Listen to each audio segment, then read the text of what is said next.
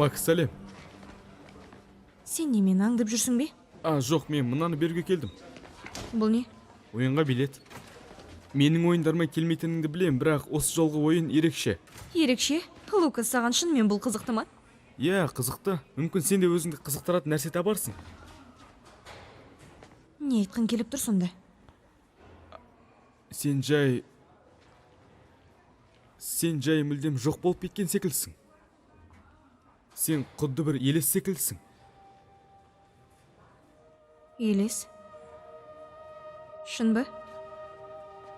Макс, білем, бірдеңе дұрыс емес. Дұрыс айтасың. Бірдеңе дұрыс емес, өйткені мен сенімен енді жүрмеймін ғой. Жоқ, мен оны меңземедім. Лукас, қарашы. Адамдар өзгереді. Иә ма? Яғни, мен өзгердім. Түсінікті нәрсе.